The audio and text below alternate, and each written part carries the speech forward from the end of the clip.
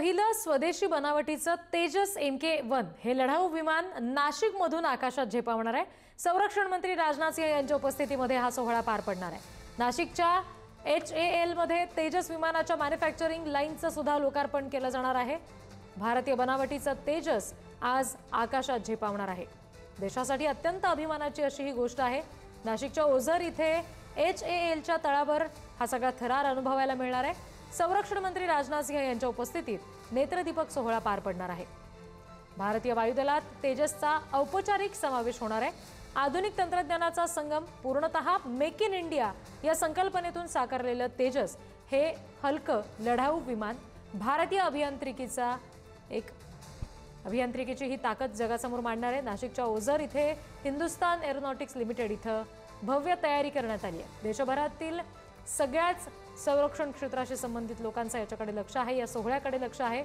तेजसचा हा एक प्रवास नाहीये, तर भारताच्या सामर्थ्याचा आणि आत्मनिर्भरतेकडे टाकलेल्या भक्कम पावलांचा एक प्रवास आहे। आणखी तपशील आपण घेणार आहोत। प्रतिनिधी किरण ताजणे आपल्याशी जोडले गेलेत त्यांच्याकडून। किरण, किती वाजता हा सगळा सोहळा सुरू होणार आहे? राजनाथ सिंह किती वाजता येणार आहेत?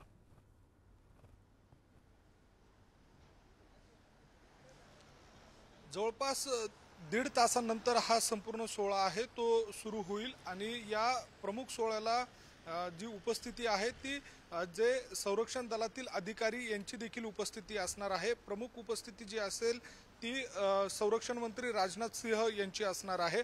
प्रामुख्याने संपूर्ण वर्षभरामध्ये 8 विमानांची निर्मिती या HAL या ठिकाणी होणार आहे। या सगळ्या दरम्यान जर बघितलं तर आजचा हा सोहळा जो आहे तो अतिशय महत्त्वाचा आहे, आनंदाचा आहे आणि भारतीयांसाठी अभिमानाचा देखील। त्याचं मुख्य कारण म्हणजे भारतीय बनावटीचं तेजस MK1 हे जे विमान आहे ते आजच्या दिवशी वायुदलामध्ये त्याचा समावेश होणार आहे। औपचारिक त्याचा समावेश होत असला तरी ही अतिशय आनंदाची बाब आहे।